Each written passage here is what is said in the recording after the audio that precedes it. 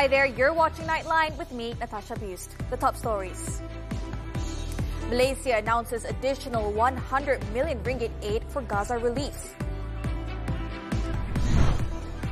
And mild tremors felt in Johor, authorities say no cause for alarm.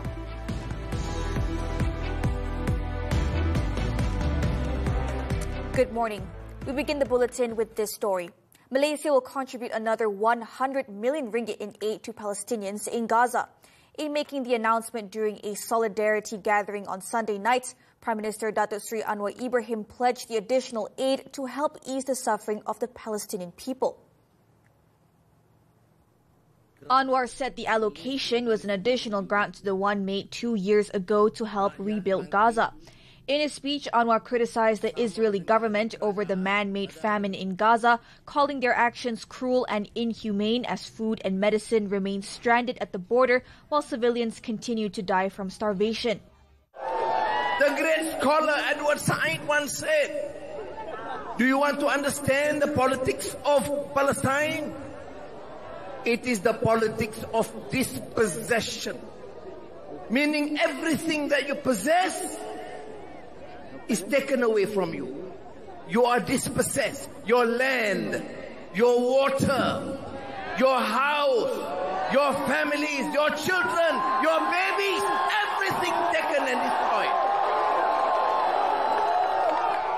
Anwar urged Muslims and the international community to persevere in exerting pressure on Israel to end its atrocities against the Palestinian people. He also called on young people to rise up to defend the country so that it continues to be independent, progressive, and able to help oppressed people, including in Gaza. The Malaysia Ku Bersama Gaza gathering and prayer event at Dataran Merdeka marked the culmination of the Sumut Nusantara 2025 Carnival, with the Prime Minister flagging off the Sumut Nusantara convoy delegation for a humanitarian flotilla mission to Gaza.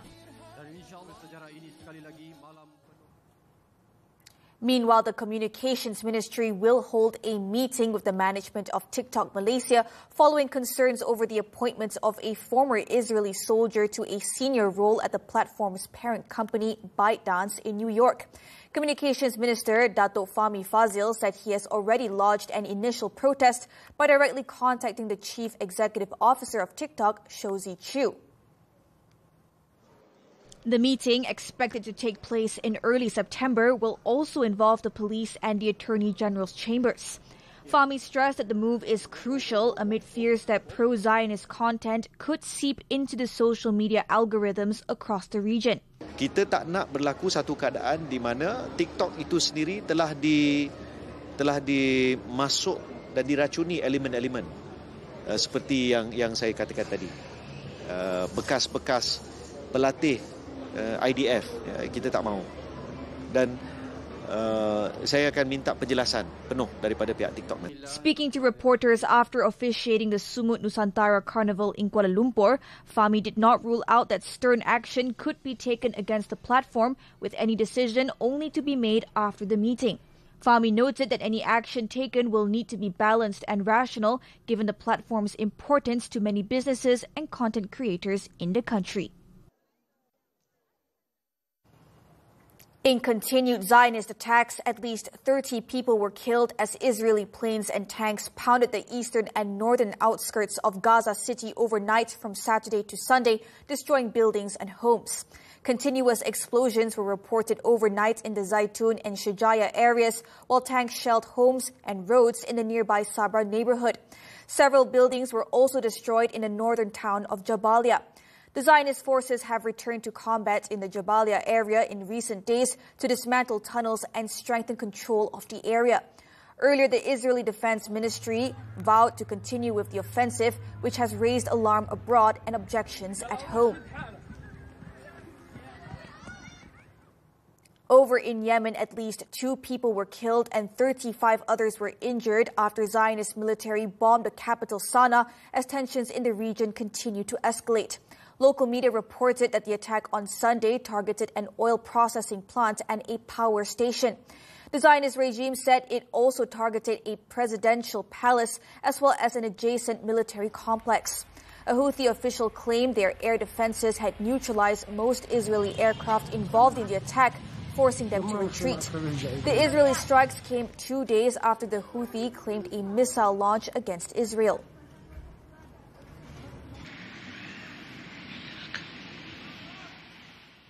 Moving on, Malaysia was rattled by 2 minor earthquakes on Sunday morning, reported in Johor. The first tremor, measuring 4.1 on the Richter scale, struck Sagamat at around 6:13 a.m. Nearly 3 hours later, a second, weaker quake measuring 2.8 magnitude was detected in Yongpeng.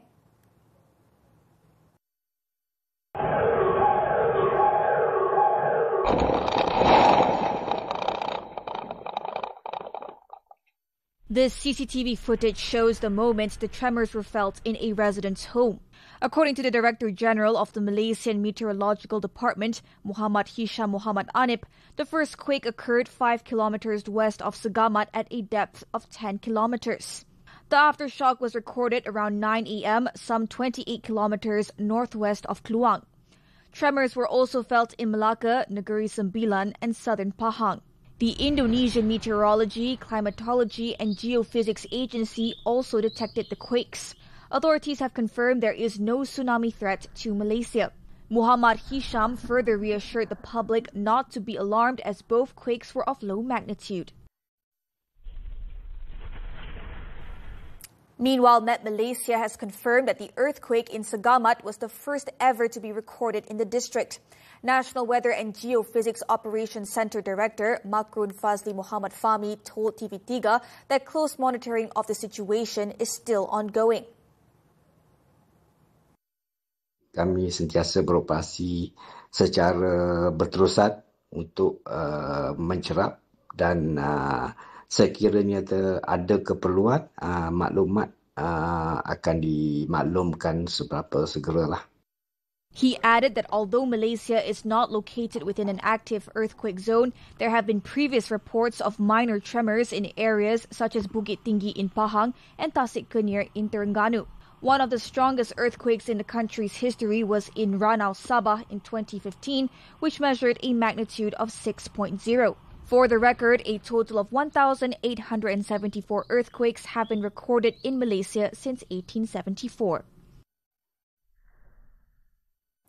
The tremor that shook Sagamat earlier was minor, with experts confirming it poses no significant threat to Malaysia. Dr. Lim Chun Sian, University Kebangsaan Malaysia's head of Geological Disaster Program, said the impact was far less severe than those typically seen internationally. We can get only the maximum is will be 5. So 5 is, I would say, not really dangerous. Not say harmless, but the most you will get is like window breaking, those light or any utility hanging on the ceiling will fall. That is the maximum. He added that this was not the first time Malaysia has experienced such a phenomenon. There are some local earthquakes in Malaysia. The last, if I remember, is around 2016 and 17. Is one is around Kenyer Lakes. Then that was, I think, 2016. Then Temenggong. Then I think Kuala Berang, Terengganu. That is around 2017. And the magnitude is very low. It's 1.83, 2.3, less, mostly less than 3. Lim also pointed out that earthquakes can sometimes be triggered by human activity. It can be some man-induced, human-induced factors like the building of dams, the extraction of that is like enormous material from the earth, or you are injecting enormous material into the earth. So one of example is like Kenyer Dam, Temenggong Dam, where they built the dam, so they need some, the earth needs some readjustment. So you have some minor tremor. In the meantime, Johor Menteri Besar Dato' On Hafiz Ghazi confirmed that no casualties or injuries had been reported following the mild quake. He said the state government was working closely with relevant agencies to carry out continuous monitoring. At the same time, the Menteri Besar also advised the people to stay away from unstable structures and remain alert to instructions from the authorities. In addition, the Johor Islamic Religious Council has encouraged mosques and suraus across the state to hold special prayers, seeking safety and well-being for the people and the state.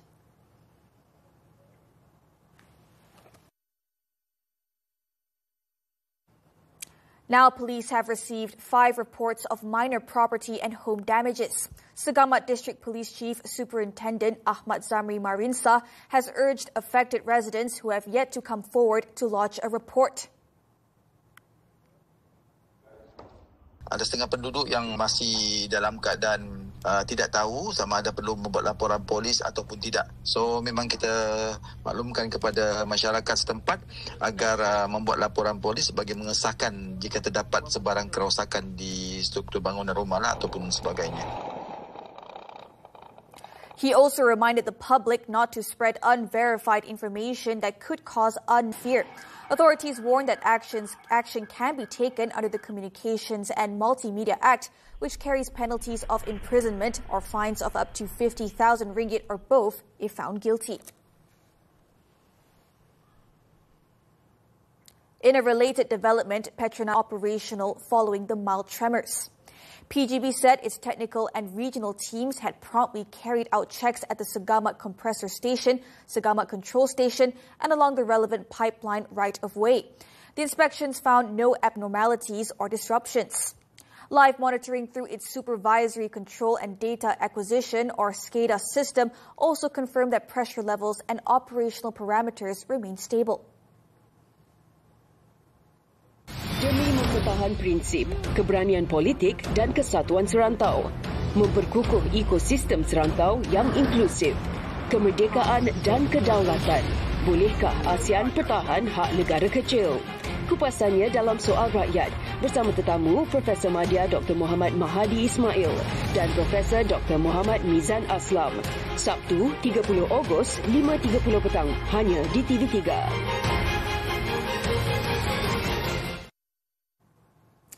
In other news, the Defense Ministry has called for a new tender to lease 4 helicopters after cancelling an earlier award to a company that failed to deliver the aircraft. This follows the cancellation of a contract with a private company in November last year after it failed to deliver Black Hawk helicopters within the stipulated time frame. Defense Minister Datuk Seri Muhammad Khalid Nordin said the evaluation of the new helicopters will take into account recent directives from the Yang di-Pertuan Agong Sultan Ibrahim. This includes the helicopter's type, age, leasing cost, operational lifespan and flight safety. Kita memang dah tamatkan apabila syarikat itu gagal untuk membekalkan menyediakan helikopter. Dan kita telah pun mengenakan denda kepada syarikat itu. Speaking in Kota Tinggi, Johor, after a Meet the People session with the Chinese community, Khalid said the tender will close next month. Last week, Sultan Ibrahim, who is also the Supreme Commander of the Armed Forces, called for the Defense Ministry to scrap plans to procure the Black Hawk helicopters, which were more than 30 years old, citing safety risks to pilots. Chief Justice Datuk Seri Wan Ahmad Farid Wan Saleh led the list of recipients for the state awards and medals presented in conjunction with the 76th birthday celebrations of Malacca's Yang di-Pertuan Negeri, Tun Muhammad Ali Rustam. He was confirmed the Darjah Utama Negeri Melaka, DUNM, which carries the title of Datuk Seri Utama. The investiture ceremony was held earlier on Sunday at the Balai Istiadat Seri Negeri in Air Keruh. Tourism, Arts and Culture Minister Datuk Seri Tiong King Sing and the Armed Forces Chief General Tan Sri Muhammad Nizam Jaafar were awarded the Darjah Gemilang Seri Melaka, DGSM, which carries the title Datuk Seri. Also present at the ceremony was Melaka Chief Minister Datuk Seri Ab Rauf Yusof. A total of 57 individuals were awarded the Darjah Pangkuan Seri Melaka, or DPSM, which carries the title of Datuk. Among the recipients was Media Prima Group Managing Director Datuk Rafiq Razali. Also awarded a DPSM was Chinese actress Datuk Fan Bingbing, who was appointed as Malacca's Tourism Friendship Ambassador in 2024.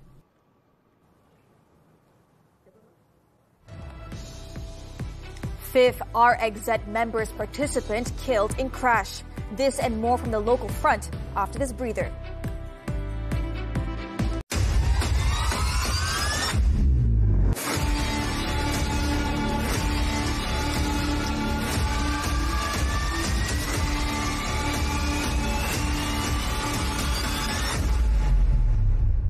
Kita orang Sarawak, macam-macam aktiviti best minggu kita di studio tonton Drama Sangat. Ada gaya macam ratu, pertandingan ratu etnik Drama Sangat dah tunggu. Untuk adik-adik, tunjukkan bakat merana Ejen Ali sambil bergambar dengan maskot Ejen Ali. Yang hati kental, boleh cuba masuk trail rumah hantu. Dan mestilah personaliti media prima dan artis Drama Sangat pun ada. Selfie banyak-banyak, okey? Jumpa kita semua di Karnival Jom Heboh Sarawak, dataran perayaan Petra Jaya Kuching 5 hingga 7 September ini. Jom, jom, jom!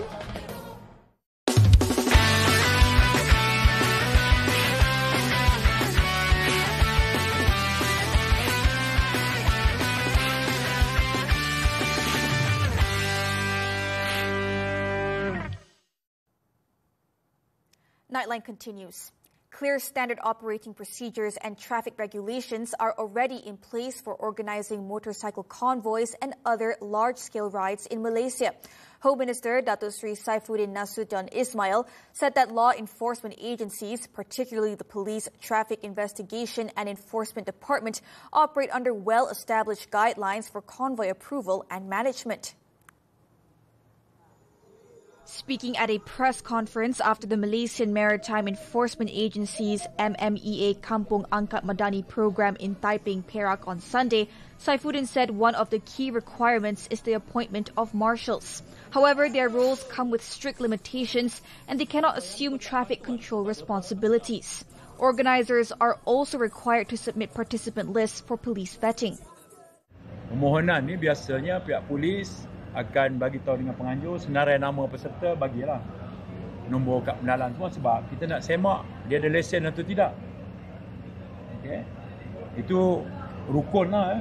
Bila berlaku malangan misalnya, kalau kita tak ada maklumat itu menyusahkan kita untuk mengambil tindakan selanjutnya. Saifuddin also warned against using convoy events as platforms for reckless behavior such as illegal racing or stunt riding. On Saturday, traffic police issued a stern warning to participants of the RXZ Members 7.0 gathering to obey traffic laws and avoid reckless riding following 4 fatalities involving riders traveling to the event. Federal Police Traffic Enforcement and Investigation Department Director Datuk Sri Muhammad Yusri Hassan Basri said they would continue to monitor the event closely, ensuring safe and smooth travel nationwide. Meanwhile, in Terengganu, another participant of the RXZ Members 7.0 gathering was killed in a crash on the East Coast Phase 2 Highway, LPT2, on Sunday. The fatal accident brings the total number of deaths involving the event's attendees to 5. The 1:22 p.m. accident claimed the life of 20-year-old Muhammad Irfan Izzuddin Muhammad Azli, who was travelling back to Segamat, Johor. The victim was reportedly riding in convoy with 10 friends after attending the gathering held at the motorsports circuit of the Terengganu Sports Complex in Gong Badak. Initial investigations revealed that the victim lost control of his motorcycle near the Pakar Rest and Service area before it overturned and skidded along the right lane of the expressway. He suffered severe head injuries and died at the scene. The victim's body was taken to the Dungun Hospital for post-mortem. The case is being investigated under the Road Transport Act.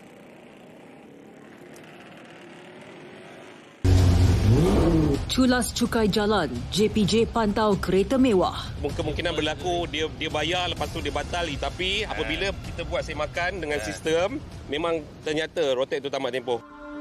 Ugut dan minta wang tebusan, skam culik merisaukan. Awak ni siapa ah? Macam mana pula anak saya ada dengan awak? Saksikan 999 Selasa jam 9 malam di TV3 dan stream sekarang melalui Tonton. Juara! Alah, tengah sedap tergantung pula. Sabar jap. biar abang yang settlekan bil tonton. Tak perlu overthinking, just keep watching. Lagi mudah bayar bil tonton terus melalui bil telefon. Pilih telco kegemaran, bayar dan sambung layan sampai tak berhenti.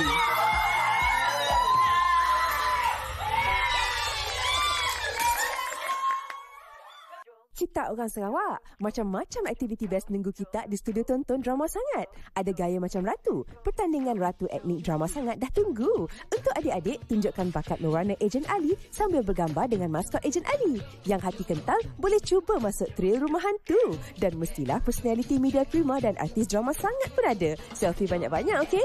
Jumpa kita semua di Karnival Jom Heboh Sarawak, dataran perayaan Petra Jaya Kuching 5 hingga 7 September ini. Jom, jom, jom!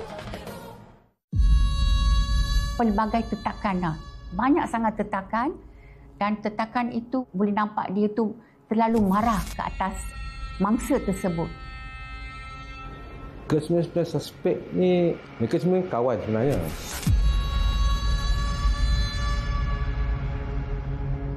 Mengayat hati saya jugalah kerana dia telah menderita sebelum dia mengembuskan nafasnya yang terakhir. News from the foreign front. Tens of thousands joined pro-Palestinian rallies across Australia on Sunday amid tensions with Israel over the government's decision to recognize a Palestinian state. The Palestine Action Group said more than 40 protests took place across the country, including large turnouts in state capitals Sydney, Brisbane and Melbourne. Around 350,000 attended the rallies nationwide, including about 50,000 in Brisbane. Meanwhile, organizers estimate that 100,000 people marched in Melbourne, with a similar crowd size reported for the rally in Sydney. The protests follow Israeli Prime Minister Benjamin Netanyahu this week, stepping up his personal attacks on his Australian counterpart, Anthony Albanese, over his government's decision this month to recognize a Palestinian state. The UK government vowed on Sunday to overhaul its asylum system after nationwide protests erupted over the use of hotels to house migrants. Officials announced plans to create an independent body to speed up appeals by failed applicants, aiming to end the costly use of asylum hotels that have sparked public anger. Protests under the slogan "Abolish Asylum System" were held Saturday in cities including Bristol, Liverpool, Newcastle and London. Mounted police intervened in Bristol to separate rival groups, while 11 arrests were made in Liverpool for offences including assault and disorderly conduct. The latest unrest began in Epping after a hotel resident was charged with sexually assaulting a 14-year-old girl. According to official data, more than 32,000 asylum seekers were housed in UK hotels as of March. The government said a backlog of claims and lengthy appeals remain the biggest cause of pressure on the system.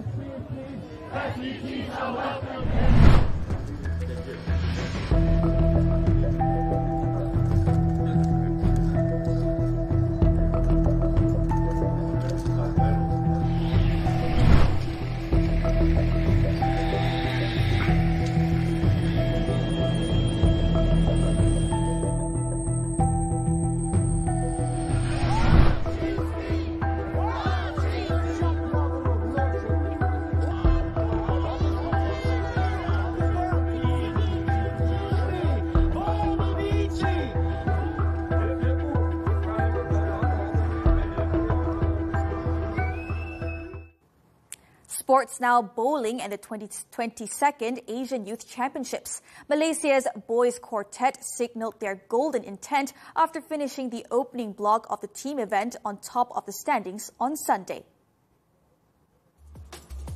The combination of Aiman Shahin Sulaiman, Ethan Damien Goh, Daniel Abu Sama and Wan Zarif Ikram Wan Mazlan tallied 2,635 pinfalls across 12 games to seize the early advantage at Sunway Mega Lanes. They lead arch rivals South Korea on 2,571 pinfalls and Kuwait with 2,511 pinfalls, with the second and final block to come on Monday. It was Aiman once again leading from the front, fresh from his doubles gold on Saturday, as the hosts put themselves within striking distance of another title. Meanwhile, the girls' team comprising Kuratu Ain Izdihar Pozi, Nurul Anis Nabila Nizam, Adelia Nur Irwan Shazali, and Adania Muhammad Rezwan also kept themselves in the medal hunt by finishing third on 2,308 pinfalls. Singapore leads the way with 2,494 pinfalls, followed by South Korea on 2,460 pinfalls. On to football now, the Super League. 3 more matches were played on Sunday night. Kuala Lumpur City FC picked up their second win of the season, edging Penang FC 2-1, while Negeri Sembilan FC continued their fine run with a 2-1 victory over Selangor FC. In Sarawak, Kuching City put up a gallant fight against 11-time champions Johor Darul Tazim, but fell to a narrow 1-0 defeat. Aidil Sharin Sahak's side matched the Southern Tigers in the first half, with goalkeeper Haziq Nazli making several crucial saves to deny Joao Figueiredo. But the game turned just after the break when Yuki Tanigawa was sent off for a foul on Figueiredo. JDT capitalized in the 60th minute as Jairo da Silva rose highest to head home a pinpoint cross.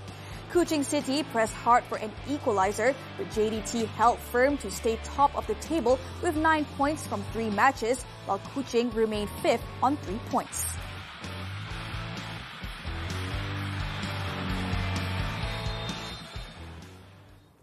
Moving on to futsal now, the Malaysia Cup. No one saw it coming, but the final turned into a one-sided affair as Selangor thrashed Pahang Rangers 13-3 to lift the title on Saturday. Pahang came into the decider on a high after stunning defending champions Johor Darul Tazim 11-9 on aggregate in the semi-finals. But Edgar Eder Baldasso's men showed no mercy, breaking the deadlock in the very first minute through Brazilian star Vitor Fernandes. Fernandes was unstoppable in the first half, netting 4 goals, while youngster Shahir Iqbal added a brace. Faris Johan and another Brazilian import, Evandro Borges, also got on the score sheet as Selangor stormed to a commanding 9-1 lead at the break. Fernandes was not done yet as he added 3 more goals in the second half, while Khairul Effendi Bahrain also found the net to complete the rout. Pahang's consolation strikes came through Razin Rahim, Ikmal Najmi and Mateus Moura late in the second half.